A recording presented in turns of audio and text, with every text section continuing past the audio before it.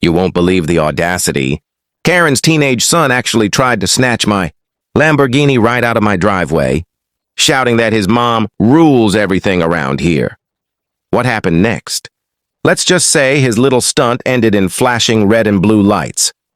It was one of those crisp mornings when the sun hits just right, and you feel proud of your hard work. I had just detailed my Lamborghini, parked neatly outside my house, shining like a diamond in the neighborhood. The engine's purr from the last drive was still fresh in my ears, and I was planning to take it out later that day. But peace never lasts long when you've got a Karen living nearby, and in this case, it wasn't even Karen herself who made the first move. It was her teenage son. Now this kid had been a constant annoyance. Loud music, reckless skateboarding across driveways, shouting at neighbors, you name it. But this time he decided to level up his game. I was inside sipping coffee when I heard the unmistakable sound of a car door handle being tugged. My heart dropped. I rushed to the window and there he was, Karen's son, trying to yank open the door of my Lamborghini like it was his personal toy. I swung open my front door and shouted, "Hey, what do you think you're doing?" He didn't even flinch. Instead, he smirked and yelled back, "My mom says she runs this street. That means I can use whatever I want, including this car." I couldn't believe it. Was this kid serious?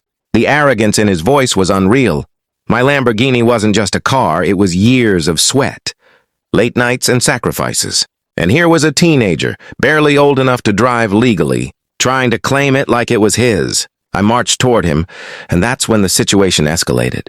Instead of backing off, he actually pulled harder at the door handle, setting off the car alarm. The siren blared, echoing through the neighborhood like a scene from an action movie. Within seconds, neighbors peeked out from windows. Some even stepped outside. And of course, right on cue, his mom, Karen herself, stormed out of her house. Arms crossed, face red, ready to unleash her signature scream. But here's the twist. Rather than stopping her son, she shouted at me, "Don't you dare yell at my child." He has every right here. This neighborhood is under my rules. The audacity left me speechless. She wasn't just defending him, she was encouraging him. And at that moment, I knew this showdown was only getting started. The blaring alarm echoed down the street, but Karen acted like nothing was wrong. She stood tall, yelling at me as though I was the criminal. Her son, still gripping the handle of my Lamborghini, wore that same smug grin like he actually believed he owned the place. I raised my voice just enough for everyone watching to hear. "Your son just tried to steal my car. Do you really think that's okay?" Karen scoffed. "Steal?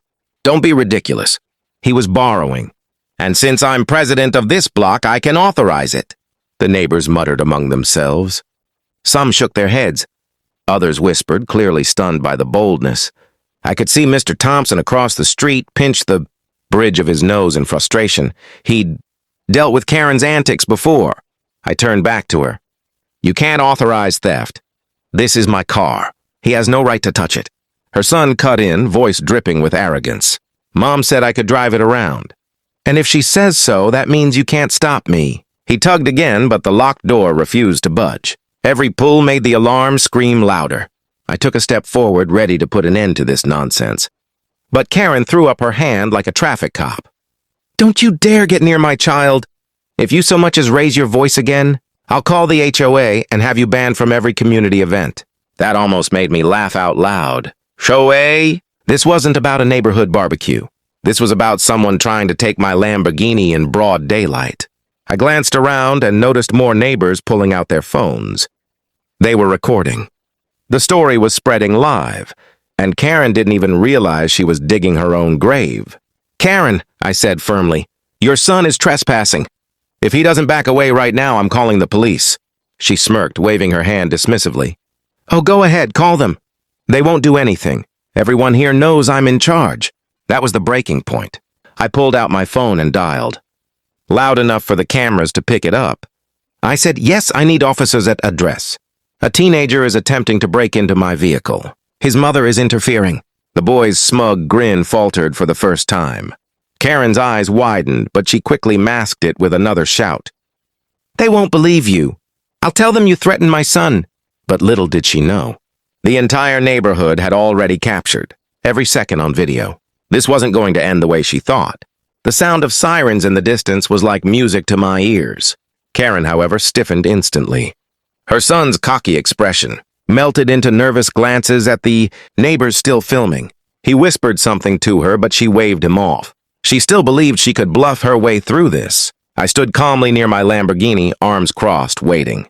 The alarm had finally timed out, leaving behind an eerie silence broken only by the hum of gossip from the crowd. Moments later, a squad car pulled up. 2 officers stepped out, scanning the scene. One of them asked loudly, "All right, what's going on here?" Before I could speak, Karen launched into her performance. She rushed forward, gesturing dramatically at me. "Officer, thank goodness you're here. This man was harassing my son, threatening him just because he wanted to sit in that car. It's outrageous." Her son nodded quickly, trying to look innocent. The officer raised an eyebrow. "And you're saying he threatened your child over your neighbor's Lamborghini?" Karen puffed up her chest. "That's right. I run this neighborhood, and I told my son he could use the car. This man went ballistic instead of respecting my authority." The second officer glanced at me, clearly skeptical. "Sir, what's your side?" I pointed at the neighbors, most of whom were still holding up their phones. Every single one of them has the truth on video. Her son tried to break into my car, and she encouraged it. She even said she runs the block and can authorize theft. Gasps rippled through the onlookers. Several neighbors immediately stepped forward. Mr. Thompson, the one who had been shaking his head earlier, said, "I've got it all recorded, officers. He was yanking on the car handle while she stood there cheering him on." Another neighbor added, "She told him to take it because she's the so-called boss of the street. It's all on camera." The officers exchanged looks. The first one sighed, then turned to Karen. "Ma'am, step aside. We need to review this properly." Karen's face went red as the officers checked the video evidence. There was no denying it. The footage showed everything. Her son trying to force the door open, Karen shouting at me, and neighbors confirming the chaos. One officer walked back, expression serious. "Ma'am, your son attempted to unlawfully enter a vehicle. That's attempted theft. And your interference doesn't look good either." Karen's jaw dropped. Her son whispered frantically, "Mom, do something!" But for the first time, she was out of words. The officers moved closer. "Young man, turn around. Hands behind your back." The crowd went dead silent. The moment the officer told Karen's son to put his hands behind his back, reality hit him like a brick wall. The smug grin was gone. His face turned pale as he stammered, "Wait, no, I didn't mean it. Mom, help me!" Karen jumped in front of the officer, arms flailing.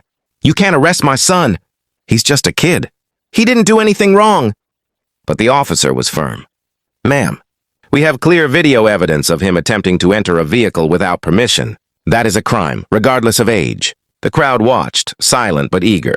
Phones were still recording, every second being captured for the internet. This was no longer just a neighborhood squabble. This was Karen's empire crumbling in front of her. Her son begged again, his voice cracking. "Mom, please, don't let them take me!" Karen turned red with fury, pointing at me. "This is your fault. If you didn't flaunt that stupid car around, my son wouldn't have been tempted." The officer immediately shut her down. "Enough. You don't get to blame the victim here. Your son made a choice, and now he faces the consequences." With that, the officer clicked the cuffs around the boy's wrists. The metallic snap echoed louder than the Lamborghini's alarm had earlier. The kid's bravado evaporated, replaced with tears of panic. Karen lunged forward again, but the second officer blocked her. "Ma'am, if you continue interfering, you could be facing charges as well." The look on her face was priceless, caught between outrage and fear. For once, Karen was speechless. Neighbors whispered to each other, some shaking their heads, others smirking. Mr. Thompson muttered just loud enough to be heard. "About time someone put an end to their nonsense." As the officers guided her son toward the patrol car, Karen broke down, screaming, "This isn't over. I'll sue! I'll have the HOA shut this whole street down." But nobody was buying it anymore.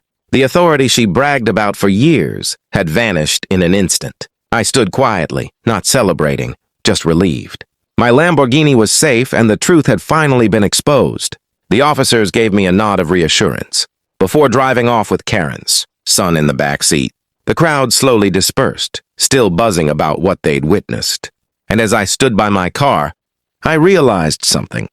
Sometimes the universe has a way of balancing the scales.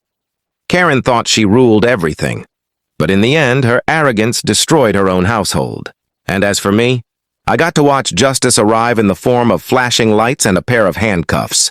If you enjoyed watching Karen's downfall as much as I did, make sure to hit that like button, drop a comment with your favorite moment, and don't forget to subscribe for more unbelievable real-life stories, just like this one. Your support keeps these wild tales coming.